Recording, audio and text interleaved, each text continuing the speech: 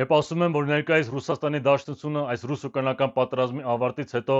ամենայն հավանականությամբ տրովելու է տարբեր խոշոր մարզերի, այնպես ինչպես սովետ-աֆղանական պատերազմից հետո Խորհրդային Միությունը տրովեց տարբեր հանրապետությունների, եւ դրա հետևանքով Հայաստանում առաջանալու են լուրջ ցնցումներ, որոնք կարող են բառացիորեն մի գիշերվա մեջ մեր ամբողջ համակարգը կանգնեցնել խոր ճգնաժամի առաջ, քանի որ Հայաստանը ցավոք սրտի ամեն առումով կախված է այն ողկալի ֆեդերացիայից, մեծամասնությունը կարծում է, թե ես չափազանցնում եմ։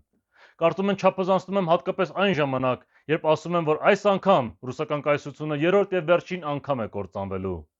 Սակայն սա ոչ թե մարգարեություն է, այլ պարզ հաշվարկ։ Սովետ-աֆղանական պատերազմը տևեց շուրջ 10 տարի, որի ընթացքում Սովետը ունեցավ մոտ 15,000 զոհ։ Իսկ այս արդեն 4 տարի շարունակվող ռուս-ուկրաինական պատերազմի ընթացքում Ռուսաստանի Դաշնությունը տվել է անհամեմատ ավելի մեծ մարդկային կորուստներ, մոտ 1 միլիոնի, որոնց մեջ ներառված են նաև Ռուսաստանում ապրող հազարավոր մեր հայրենակիցները, որոնք այս պարագայում իսկապես զոհվեցին հանուն ոչնչի։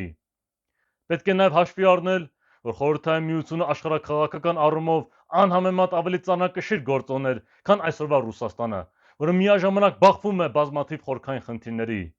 նվազող աշխատաուժ, արտագաղթ, ծայրահեղ ցածր ծնելիություն եւ տնտեսական կառուցվածքային խոցելիություն։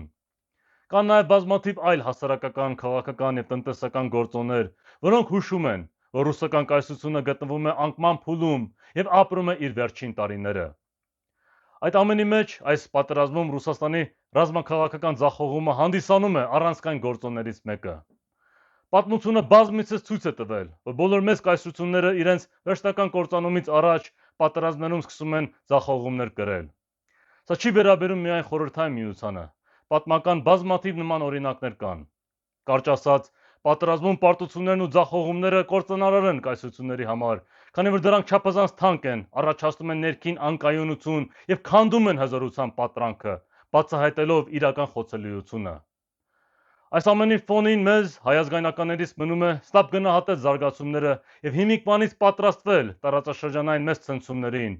որպեսզի կարողանան գալիք փոթորիկի ժամանակ պաշտպանել մեր ազգային շահերը, հիմնադրելով իրական հայ ազգային պետություն եւ չկրկնել անցյալի սխալները, այս անգամ լիարժեքորեն կատարելով մեր պատմական առաքելությունը։